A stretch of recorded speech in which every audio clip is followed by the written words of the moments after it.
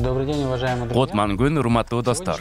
Бүгүнкү роликте биз жылытуу системалар жөнүндө сөз кылалы деп ойлогонбуз. Бирок кандай мештер бар? Алар кандай отун менен иштейт? Алардын өзгөчөлүктөрү жана кемчиликтери жөнүндө маалымат сиздер үчүн кызыксыз деп чечтик. Бул маалыматты сиздер үчүн роликтин астындагы баяндамада чыгардык. Ким окуганды кааласа, ошол жерден таап алсаңыз болот. Биз болсо сиздер көп сураган автоматтык көмүр котелдор жөнүндө кеп кылалы. Биз Казакстандын Шавыркөл же өзүбүздүн Кара Кече көмүрүн жагабыз.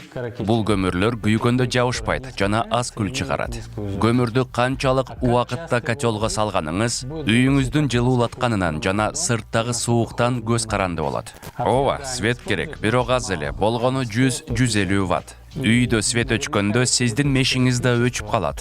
Анткени суу насостор да электр жарыгы жокто токтоп калат. Бирок автоматтык мешиңизди светтен көз карандысыз кылайын десеңиз, ага инвертор менен чакан аккумулятор кошсоңуз болот. Алар чыгарган электр кубат бир нече саатка жетиштүү болот. Эгерде свет көп жана узак мөөнөткө өчүрүлсө, анда мындай генератор кошсоңуз болот. Мешти орнотуп, анын ишин коштоп, эгерде ал иштен чыкса, аны оңдогон балдар бар. Аны мен айта албайм. Ар бир үйдүн өзгөчөлүктөрү бар. Аны сантехниктер айта алат. Баасы үйгө кандай түтүктөр, канча жумуш жана материалдар талап кылынганынан көз каранды. Эки кепилдиги бар. Автоматикага 2 жыл, котелдун герметикасына 5 жыл. Бирок котелду туура колдонсо 15 жылдан кем эмес иштейт.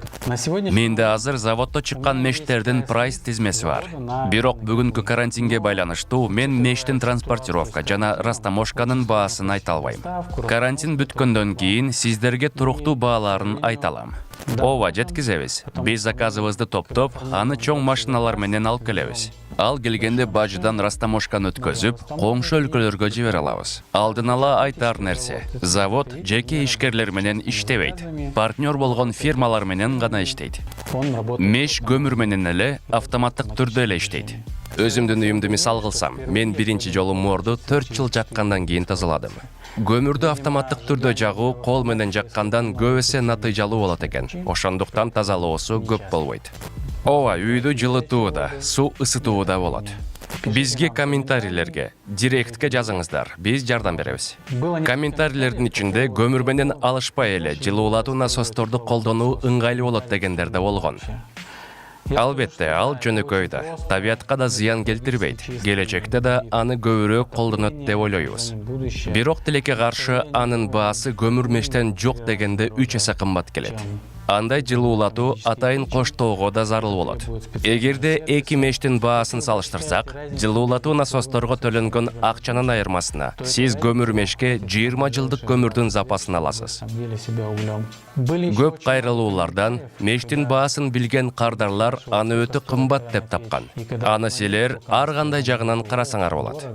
Эгерде жагылган көмүрдүн көлөмүн санасаңар, автоматтык меш үнөмдүүрөөк болот. Бирок автоматтын эң мыкты жагы ал комфорт.